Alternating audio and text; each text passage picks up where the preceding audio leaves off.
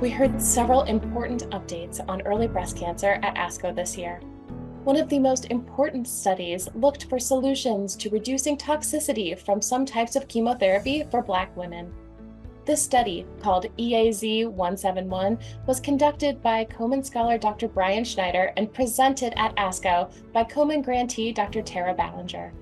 We asked Dr. Ballinger to tell us more about the results and how this will impact chemotherapy personalization for Black women. So, EAZ 171 was a trial specifically focused on Black patients with early stage breast cancer.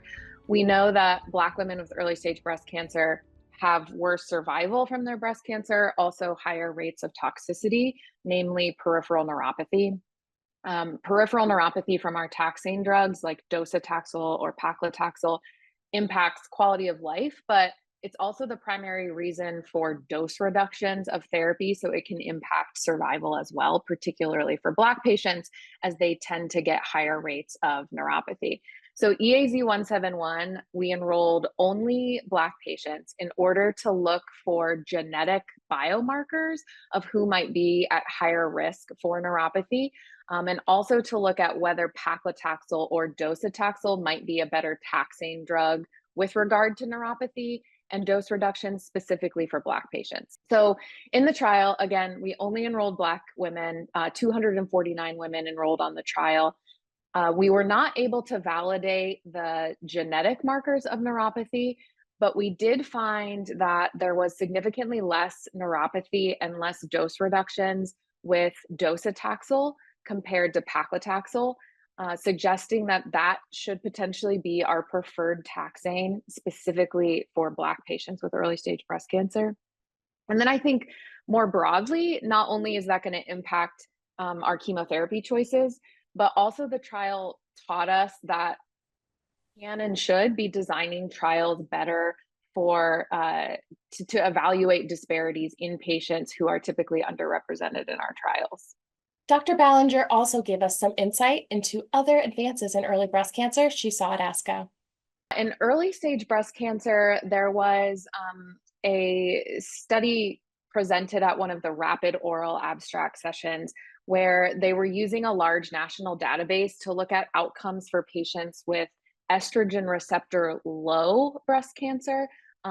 So typically, we say estrogen receptor positive patients who are eligible for trials have 10% or higher estrogen receptor positivity.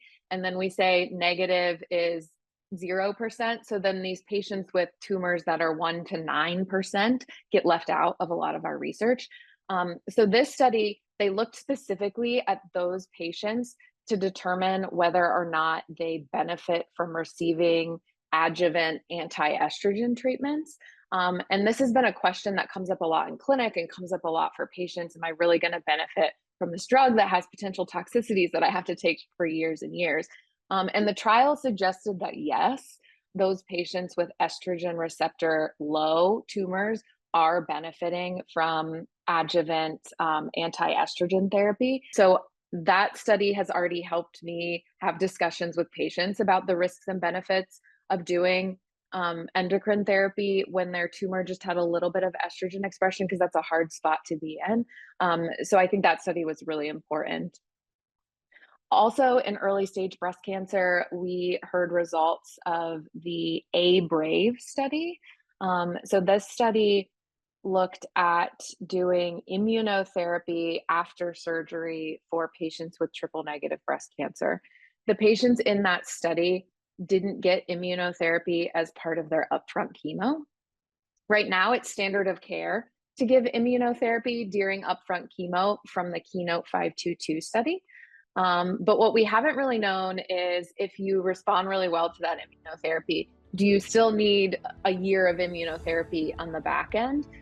So the A-BRAVE study was kind of interesting because doing that immunotherapy after surgery did not improve disease recurrences, but there is this trend toward improving overall survival in that study. So I don't think it changes our practice, but it gives us a little bit more information about who really needs to get immunotherapy. Do we need to give it to people that didn't get it up front?